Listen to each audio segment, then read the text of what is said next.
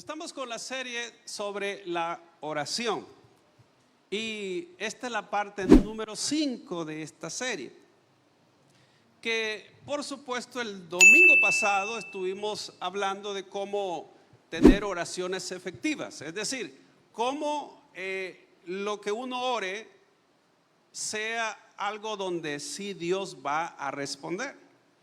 Entonces veíamos que uno de los requisitos para que Dios escuche mi oración es que yo tenga en mi corazón paz con mi prójimo. En otras palabras, tener un corazón libre de ofensas, un corazón perdonador. Porque Dios no va a escuchar a las personas resentidas, mucho menos a los amargados. Porque esto es algo que Jesucristo hizo mucho énfasis, tanto que Él habló varias ocasiones sobre la necesidad de perdonar para que nosotros podamos ser perdonados. De hecho, estuvimos hablando que en Santiago capítulo 5 versículo 16 dice: confesaos vuestras ofensas unos a otros. Eso significa que uno no puede acercarse a Dios con un corazón ofendido, herido. ¿Por qué? Porque el perdón es el único que sana, es el único que libera. Entonces, si entendemos esto, es una parte clave para que nuestras oraciones sean escuchadas. Este jueves recién pasado, mi esposa, mi hijo y su servidor estuvimos en un seminario que me llamó la atención, algo que tenía que ver precisamente con lo que estoy hablando.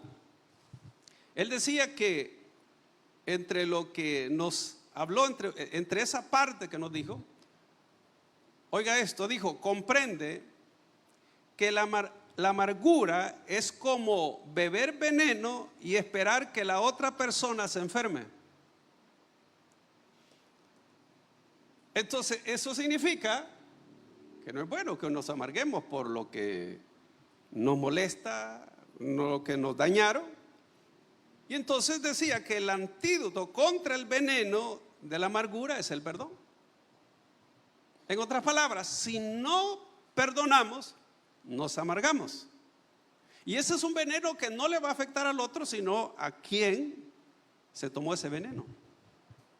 Entonces, por eso es importante la necesidad de poder perdonar. De hecho, hay personas que se acostumbran a vivir sin perdón y eso incluso puede aparentar que todo está bien. Es decir, como que no hay problema, no hay problema. Y un ejemplo que lo podemos ver en el Antiguo Testamento fue cuando la Biblia dice que Amnón se acostó con su media hermana Tamar. Y Tamar era hermana, por supuesto, de Absalón. La Biblia dice, amados, que Absalón no dijo nada después que su medio hermano había violado a su hermana. Se lo guardó en su corazón y pasó un año, pasaron 2 años y como que todo estaba bien, pero él estaba planeando algo. Él hizo una fiesta, invitó a sus hermanos, a todos sus hermanos, inclusive al papá, que sabía que no iba a llegar, que era David. Y llegaron, estaban celebrando, estaban tomando y comiendo bien. Y ya tenían la orden, 2 de sus criados, para que cuando ya lo vieran bien alegrito a Amnón, se levantaran y lo mataran. Y así hicieron. Entonces estaban todos comiendo, cuando se levantan estos 2, directo a matarlo. Habían pasado 2 años. Y óigame, parecía que todo estaba bien. Es allí, amados, donde uno puede ocultar las cosas delante de los hombres, pero no delante de Dios. Entonces, en el Nuevo Testamento encontramos nosotros que la persona eso lo vimos el domingo pasado, que no podemos enojarnos incluso con el hermano. De hecho, la Biblia dice que guardar odio contra el hermano es como un homicidio. Mire lo que dice 1 de Juan 3:14 al 15, lo leemos. Mire, si amamos a nuestros hermanos creyentes, eso demuestra que hemos pasado de muerte a vida. Pero el que no tiene amor sigue muerto. Ahora, ¿de qué se trata ese texto? Oiga, si amamos a los hermanos, eso demuestra que hemos pasado de muerte a vida. ¿Cómo es eso de pasar de muerte a vida? Óigame, está hablando que el que está en Cristo es nueva criatura. Es decir, ha nacido de nuevo. Y espiritualmente está vivo. ¿Por qué? Porque Jesús le dio vida. Pero si un creyente, por ejemplo, no ama a su hermano, dice, sigue muerto. En otras palabras, no ha nacido de nuevo. Pero si no, mire lo que sigue con el versículo 15. Todo el que odia a su hermano, en el fondo de su corazón, ¿qué? ¿Qué es? No tenga miedo leerlo. Dice que en el fondo de su corazón es un asesino. ¿Se da cuenta que no podemos guardar odio? De hecho, la Reina Valera 60 dice el que aborrece. ¿Ha oído usted personas que dicen, mire, ese no lo puedo ver ni en pintura? Eso es aborrecer. También, amado, es cuando usted habla mal de esa persona, es porque lo aborrece. No, es que es así, y es que mire, y es que usted lo aborrece, porque lo está maldiciendo. Entonces a veces uno cree que ama, pero no ama, sino que aborrece.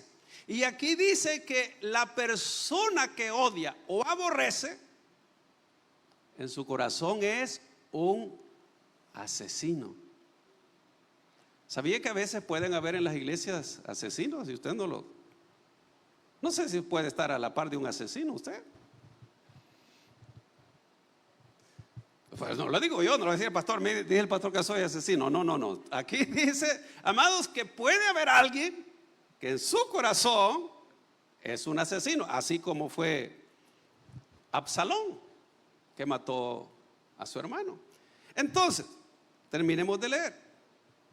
Entonces dice, y ustedes saben que ningún asesino tiene la vida eterna en él. En otras palabras, alguien que aborrece, alguien que tiene falta de perdón y que no puede ver a su hermano, para Dios es un asesino. Y un asesino no puede entrar al cielo. A eso se refiere, que no tiene vida eterna en él. ¿Ve? ¿Sabe por qué? Porque cuando alguien vaya al cielo, aquí está este desgraciado, ¿eh? ¿Se da cuenta? Entonces por eso es que alguien no puede ir al cielo así. Necesita perdonar. Ahora, ¿cuál es el método de Dios para que los creyentes incluso venzan al enemigo o al que les cae mal? Es el perdón. Es el perdón. ¿Sabía usted que Jesús hasta en la cruz perdonó a quienes le hicieron daño? ¿Quienes lo llevaron a la cruz? ¿Quienes lo crucificaron? ¿Quienes hablaron en contra de él?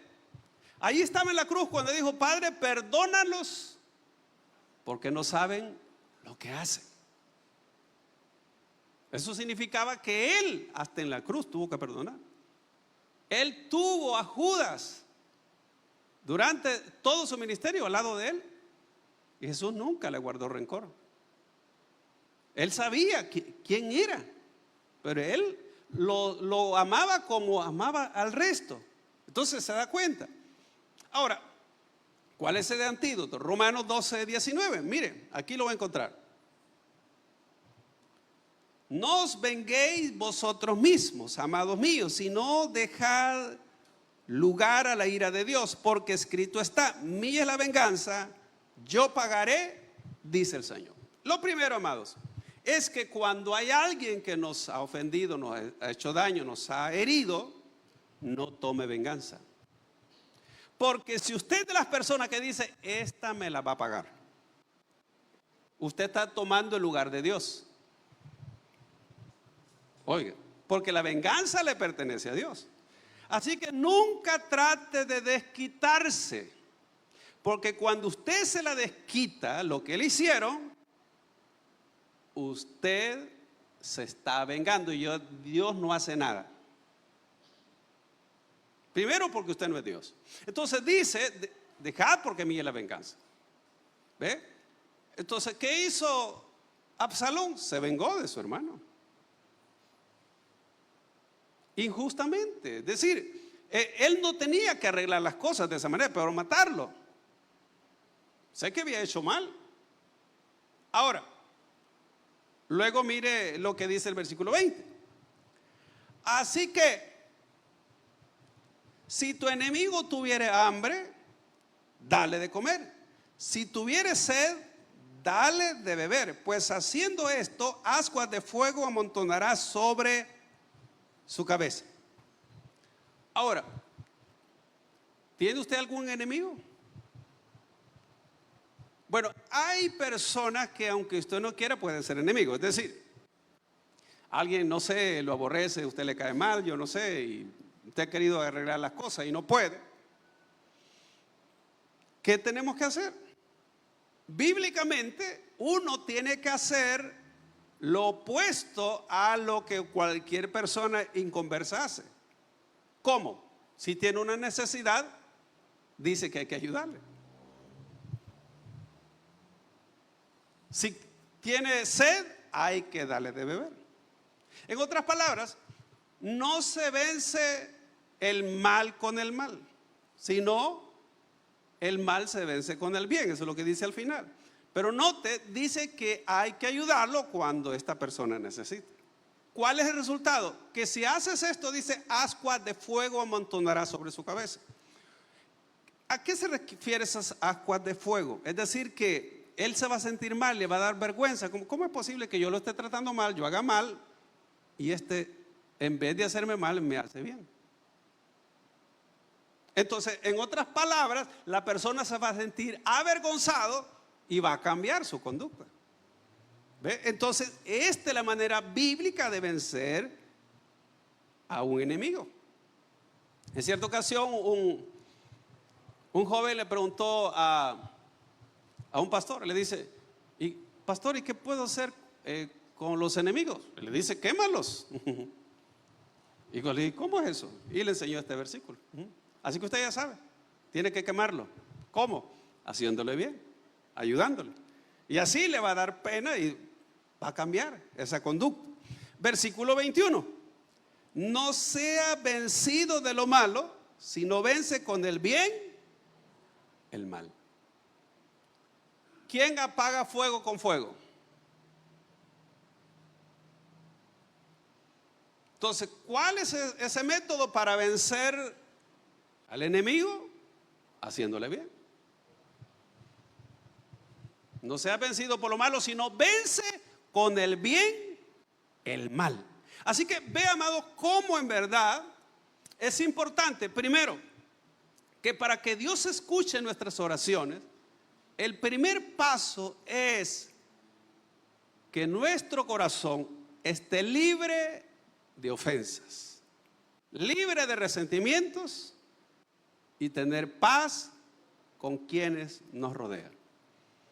Ese es lo primero, eso lo hablamos el domingo y esta es una parte ya de introducción para lo de hoy. Entonces, ¿cómo orar de manera efectiva? Mire, amado, la oración es la más grande fuente de poder que tenemos a nuestro alcance. Es la forma en la que podemos obtener recursos del cielo. Óigame, a todos Dios nos entregó esa llave. Usted puede utilizar esa llave tantas veces que la quiera. Es la manera de recibir algo, es orando. No hay oración, no hay respuesta, no hay ayuda, no hay fortaleza. Dios no escucha. ¿Por qué? Porque tiene que haber alguien que siempre está buscando. Es decir, todos tenemos esa bendición y esa oportunidad de acercarnos a Dios en oración. Hoy vamos a ver los siguientes requisitos bíblicamente de cómo nuestras oraciones puedan ser efectivas. La segunda es orar con fe en Dios y su palabra. Óiganme, amados, para que alguien reciba necesita tener fe en Dios y lo que dice su palabra. Jesús declara, Marcos 11:24, mire, por tanto os digo que todo lo que pidiereis orando, creed que lo recibiréis y os vendrá. Entonces, no hay que dudar, la fe es la garantía de que Dios va a responder. ¿Sabía usted que en la mayor parte de los milagros que Jesucristo hizo, les preguntó o la persona tenía fe? En cierta ocasión a un leproso le dijo, ¿crees que puedo hacer esto? ¿Ve? Entonces, es necesario que la fe intervenga. Oración más fe es algo efectivo para que Dios escuche la oración. Y todos, óigame, los que estamos aquí, todos tenemos fe. ¿Por qué? Porque la Biblia dice que a cada uno nos dio una medida de fe. Y cada quien trabaja esa fe para que crezca. ¿Cuándo es que la fe crece? Cuando las personas pasan crisis, pasan situaciones duras, por problemas difíciles, entonces la fe se desarrolla. ¿Por qué? Porque usted aprende a ejercer esa fe. Entonces, así que, amados, la fe es importante para obtener respuesta. Jesucristo dijo, al que cree, todo le es posible. Marcos 9:23. También dice la Escritura que hay que acercarnos a Dios con corazón sincero, con plena certidumbre de fe. Hebreos 10:22. Y cuando alguien está orando, dijo Santiago que hay que hacerlo con fe, no dudando nada. Santiago 1:6. Así que, amados, la fe es importante en la oración. Y eso no es en la mente, eso es en el corazón. Cuando usted cree que Dios es todopoderoso, que para Él no hay nada imposible y que tiene usted la seguridad que Él escucha, entonces Dios va a orar. La tercer requisito, amados, es orar en el nombre de Jesucristo. Mire lo que dice Juan 14:13 y 14. Y todo lo que pidiereis al Padre en mi nombre, lo haré, para que el Padre sea glorificado en el Hijo. Siguiente. Si algo pidieres en mi nombre, yo lo haré. ¿Por qué tenemos que orar al Padre en el nombre de Jesús? Porque usted se acerca a Dios no en sus méritos, sino en los méritos de Jesucristo. Porque Jesús pagó por nosotros, Él llevó nuestros pecados, Él intercede delante del Padre por nosotros y a través de Él es que nosotros tenemos respuesta. Entonces, cuando nos acercamos a Dios, decirle, Señor, ya sea cuando usted termine de orar, Padre, todo lo he pedido en el nombre de tu Hijo amado Jesús. Y ahí, amado, es como que usted enlaza esa oración y le dice a Dios, tú dices. Es más, usted puede decirle a Jesús, Señor, tú dijiste que lo que pidiéramos en tu nombre lo recibiríamos. Es como que, vaya, por ejemplo, usted tiene un hijo y viene otra persona y le dice a usted, mire, fulano le manda a decir que le mande tanto, que le mande dinero, le mande esto. Usted se lo da porque sabe que es. Me acuerdo que mi abuela, ella crió a un hijo, por supuesto que se lo regalaron. Y me acuerdo que estaba bien cipote y vendía dulcitos, cuando daban 5 dulces por un 5 de colón, o sea, centavo de colón, no centavo de dólar. Entonces, yo me acuerdo que una vez le digo a mi abuela, mire, dice Oscar que me dé un 5 de dulce. Y era mentira, por supuesto, era para mí los dulces. Y claro, mi abuela sin dudar me lo dio, porque yo lo pedí en el nombre de su hijo. Pero, amados, a Dios usted, por supuesto, no se le va a acercar así, ¿verdad? Él sabe que Jesús es nuestro intercesor, nuestro Salvador, nuestro Señor. No piense que es también una forma mágica, no. usted tiene que hacerlo con fe siempre, en el nombre de Jesús. Luego, amados, número 4, orar conforme a la voluntad de Dios.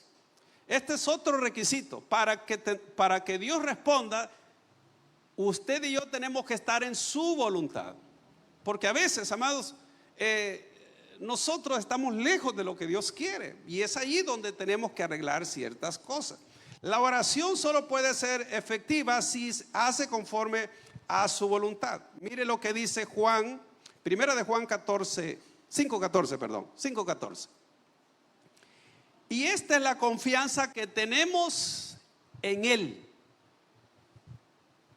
que si pedimos alguna cosa conforme a su voluntad, Él nos oye. Primero que vemos acá es que la oración tiene que estar de acuerdo a la voluntad de Dios. Por ejemplo, aquí con los padres, para que lo entendamos mejor, no todo lo que sus hijos le dicen, usted está de acuerdo. Dice, no vas a ir a esa fiesta, o no te permito esto, no puedes hacer esto. ¿Ve? Entonces, hay cosas que usted no permite. De igual manera, hay cosas que Dios dice, no, pero otras sí le va a decir que sí. Entonces, lo primero es que si esa oración es conforme a su voluntad. Por ejemplo, usted le está pidiendo a Dios, Señor, dame un carro. Dios dice, mira, pero ¿realmente lo necesitas? O le dice, dame una moto. No, Dios dice que ya te vi que te vas a somatar, así que no, mejor no, te quiero ver bien. Entonces, hay cosas que Dios va a abrir puertas y otras veces dice, por ahí no. ¿Ve? Hay cosas, amados, que uno tiene que saber si es la voluntad de Dios. Jesucristo dijo que cuando estuviéramos orando, dijéramos, hágase tu voluntad como en el cielo, así también en la tierra. Eso significa que usted tiene que someterse a la voluntad de Dios. ¿Ve? En otras palabras, hay cosas que es la voluntad de Él, pero no la suya. Entonces Dios dice, hay que aceptar la voluntad de Dios en ciertos aspectos. Pero uno tiene que saber, por ejemplo, ¿es bueno que usted ore por su salud? Sí. ¿Es la voluntad de Dios que yo esté enfermo? No, yo no creo que sea la voluntad de Dios. Porque uno le puede decir a Dios, Señor, si es tu voluntad, saname. No, usted tiene que saber que por la llaga de Jesucristo fuimos sanados.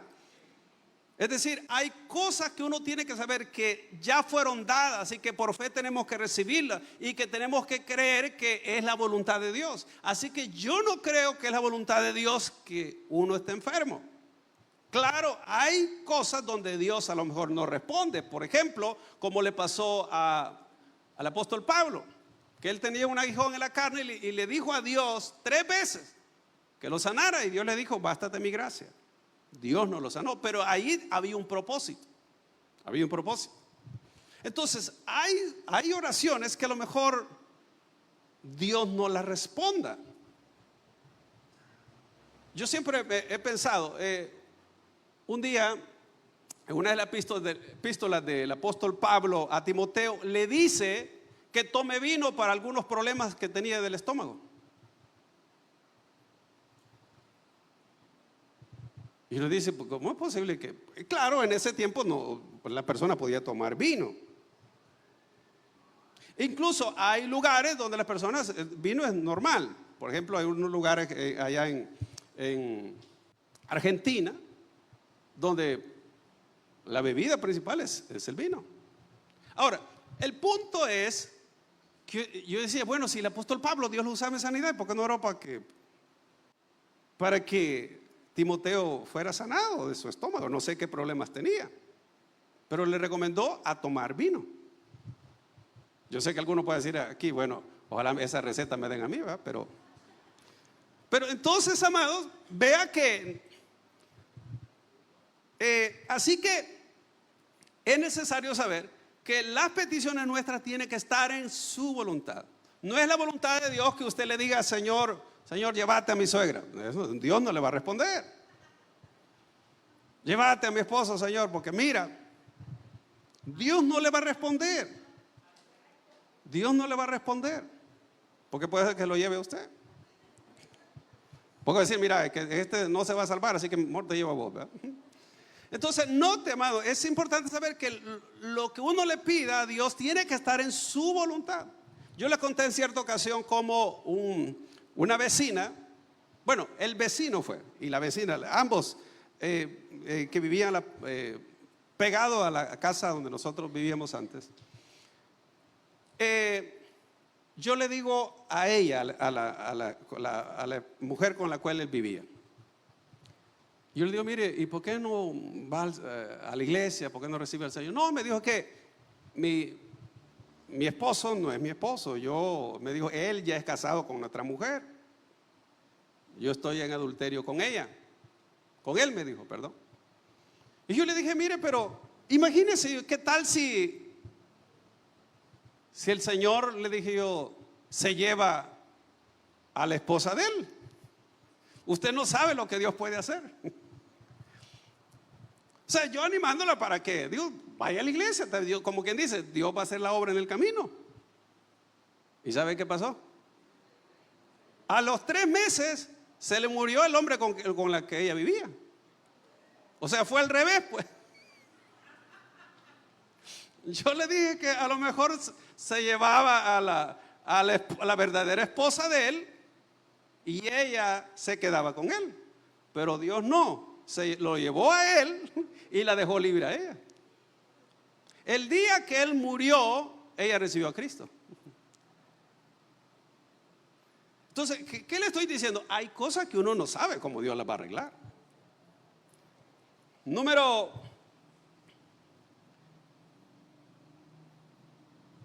5, estar en la voluntad de Dios.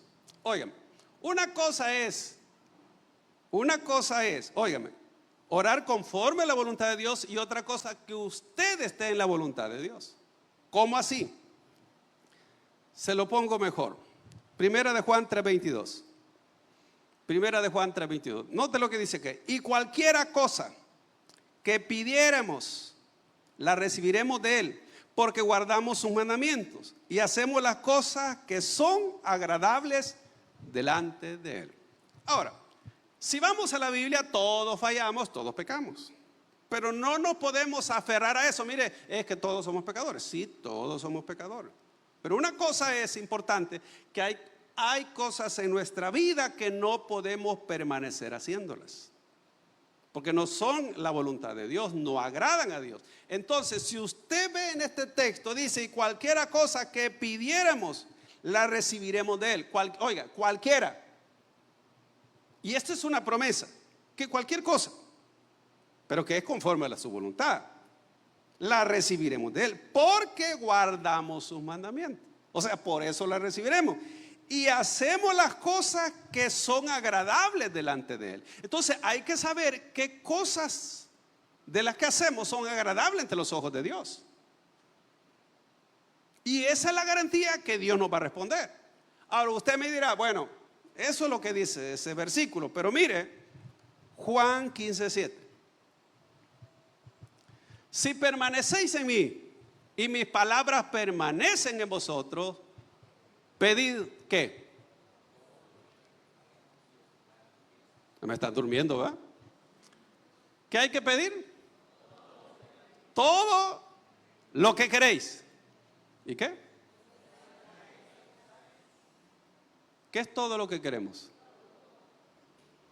Pero ¿cuál es el requisito? Si permanecéis en mí y mis palabras permanecen en vosotros. Entonces note, el Señor aquí nos está abriendo la puerta amplia. Mira, pide todo lo que quieras.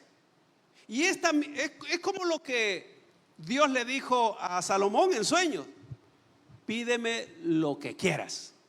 Y óigame, amado, para que Dios nos diga, mira, pedí lo que quieras, eso está tremendo, ¿no? ¿Sabe que la misma promesa para nosotros? Pedí todo lo que querés y te va a ser hecho. Pero ¿qué es lo que necesitamos para eso?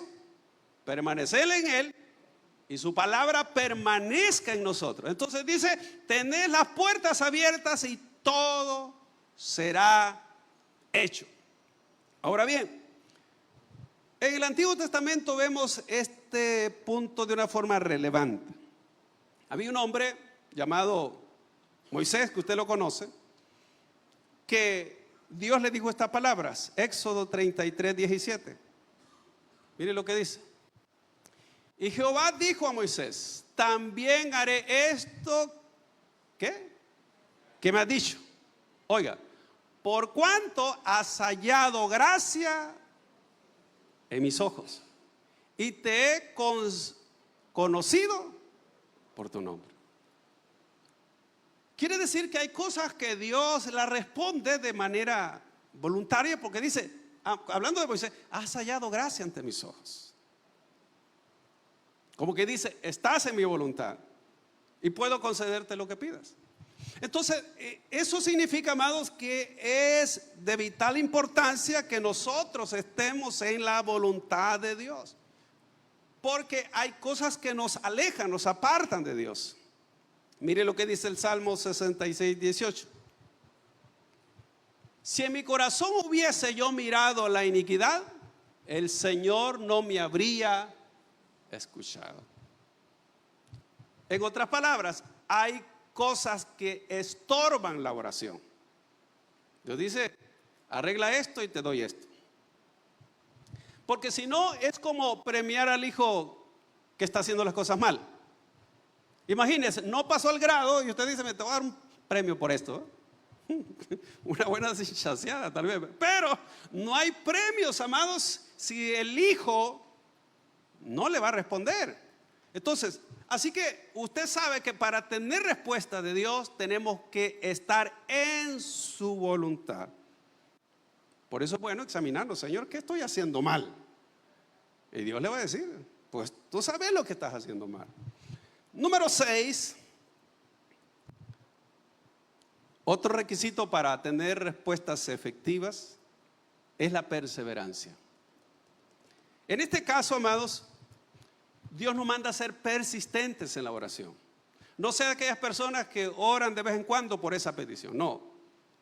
Y un ejemplo lo vemos en el Evangelio según San Lucas, capítulo 18, donde Jesús dice que les enseñó una parábola sobre la necesidad de orar siempre y no desmayar. Y les contó la historia de una viuda y un juez injusto. Dice la Escritura que había un juez que ni temía a Dios ni respetaba a hombre. Y había una viuda en esa ciudad donde venía constantemente, le decía al juez, hazme justicia con mi adversario. Y entonces dice que este hombre por un tiempo no le hizo caso. Pero como esta mujer venía constantemente, un día dijo, bueno, aunque ni temo a Dios y respeto a hombre, pero como esta mujer me es molesta, por venir de continuo, le voy a hacer justicia. Y óigame, y dice que le hizo justicia. En otras palabras, ella tenía algún problema con una persona y que solo el juez podía ayudarle. Y el juez le ayudó. Entonces, el ejemplo que Jesús pone, que como si esta mujer, a pesar de que ese hombre era un hombre injusto, un hombre que no temía a Dios ni respetaba al hombre, le hizo justicia. Luego Jesucristo dice, ¿cómo no hará con aquellos que claman a Él día y noche? ¿Se tardará en responderles? Os digo que pronto les hará justicia. Entonces, eso nos da a entender a nosotros que cuando queremos una respuesta hay que ser constante. Ahora, no es que Dios sea como el hombre injusto, como el juez injusto, sino que está diciendo, si el juez siendo injusto le dio respuesta, ¿cómo Dios siendo bueno no dará respuesta a aquellos que claman a Él día y noche? Esa es una promesa de parte de Dios. Por eso tenemos que creer que lo que Jesús dijo es cierto, amados. Pero si usted es de una persona, Señor, acordate de mi petición. Te pido, Señor. No, uno tiene que ser constante hasta ver la respuesta. Pero ¿qué tal, amado, si usted dice, no, que ya, mire, pasado 8 meses he estado orando y nada que ha habido respuesta? Sigue orando. Yo les conté en cierta ocasión de una mujer que oró por su esposo, 10 años oró. Y ahí estaba su esposo. Ahora le servía al Señor. Pero imagínense, esta mujer oraba por él 10 años hasta que se convirtió el hombre. Así que yo no le estoy diciendo que su petición puede tardar 10 años. No sé cuánto puede tardar, pero puede tardar, sí. Así que, amados, número 7, el último, tener compasión por los necesitados. Esta, amados, es otro requisito para que Dios escuche la oración. Miren lo que dice Proverbios 21:13. El que cierra su oído al clamor del pobre, también él clamará y no será oído. Ahora, amados, es importante también en este punto saber que uno a lo mejor conoce personas necesitadas. Yo sé, en todos lados, en todas las iglesias incluso pueden haber personas necesitadas, pero a veces uno a lo mejor no conoce. Pero si usted conoce a alguien y, como dice, sabiendo que la persona necesita y no le ayuda, a eso se refiere. El que cierra su oído al clamor del pobre. ¿Qué va a pasar? Que cuando él clame, Dios no le va a escuchar. ¿Por qué? Porque la persona no escuchó al otro. Ahora, eso es algo que uno tiene que examinar. ¿Conocemos a una persona que está pasando necesidad? Pues hay que ayudarle. ¿Para qué? Para que Dios también me escuche a mí. Porque si no lo hacemos, entonces estamos cerrando la oportunidad de que Dios pueda escuchar nuestras oraciones. Mire lo que dice Isaías 58, 9 al 11. Este es el último texto que leemos. Mire lo que dice acá. Entonces invocarás y te oirá Jehová. Oiga, clamarás y dirá él, heme aquí. ¿Cuándo? Mire, si quitares de en medio de ti el yugo, el dedo amenazador y el hablar vanidad. Le voy a poner en contexto este pasaje. Capítulo 58 de Isaías, el pueblo se quejaba de que ellos habían ayunado, habían humillado sus almas, habían orado y no había respuesta. Entonces Dios les dice, miren, es que hay un problema que ustedes tienen. Habían del pueblo, habían personas que tenían trabajadores o tenían esclavos y los amenazaban, les ponían un yugo pesado. Y entonces Dios les dice, mire, quiten eso, que no hagan eso con ellos, porque eso es estorbo para sus oraciones. Por eso yo no le voy a responder. Y luego les dice, el versículo 10, y si dieres tu pan al hambriento y saciares el alma afligida, en las tinieblas nacerá tu luz y tu oscuridad será como el mediodía. ¿Se da cuenta, amados, que cuando uno puede ayudar a alguien y lo ayuda, es la manera de que Dios también nos pueda ayudar a nosotros? Y esto aquí lo vemos. Note, si dieres tu pan al hambriento y saciares el alma afligida, ¿qué va a pasar? En las tinieblas nacerá tu luz y tu oscuridad será como el mediodía. En otras palabras, vas a salir de la situación que vives. ¿Ve? Entonces es importante también aplicar esto a nuestra vida. Y terminamos con el versículo 11. Y dice, Jehová te pastoreará siempre, y en la sequía saciará tu alma, y dará vigor a tus huesos, y serás como huerto de riego, y como manantial de aguas, cuyas aguas nunca faltan. Entonces, note que para tener respuesta de Dios están estas instrucciones. ¿Cuáles? Que ya las vimos, se las repito. La primera es necesario tener un corazón libre de ofensas. Lo primero, para que nuestras oraciones Dios les escuche, tener un corazón libre de ofensas. Lo segundo, orar con fe en Dios y su palabra. Lo tercero, orar en el nombre de Jesús. Cuarto, orar conforme a la voluntad de Dios. Quinto, estar en la voluntad de Dios. Sexto, orar con perseverancia. Y séptimo, tener compasión por los necesitados. Así que aquí hay 7 requisitos bíblicos de cómo podemos tener oraciones efectivas. Ahora, pregunte entonces, ¿por qué es que a veces no hay respuesta? Usted ora y ora y ora, pero no hemos visto que hay algo de que está fallando. Yo he puesto este ejemplo alguna vez de que usted está llenando un formato, ¿verdad? Y lo va a mandar en línea, pero alguna casilla no la ha llenado. Aunque usted le dé pasar, le sale en rojo, ¿ok? Porque tenés que llenar ahí. Entonces, lo mismo es en este punto. Usted puede decir, Señor, ¿y por qué? Es que ahí tenés pendiente ese asunto, eso tenés que arreglar. Es que eso no está bien. No has perdonado a tu fulano. Estás enemistado con. ¿Ve? Esas cosas nos estorban la oración. Así que le pregunto en esta mañana, ¿qué está estorbando sus oraciones? ¿Qué está dispuesto a hacer? ¿Quiere que Dios le escuche? Pues ahí está. Y nos quedan 3 para el domingo. Nos quedan 3 requisitos todavía. Óigame, eso es lo que yo he buscado en la Biblia, porque buscado para ver de dónde, es decir, ¿dónde está el problema? ¿Por qué no hay respuesta? Y ahí está.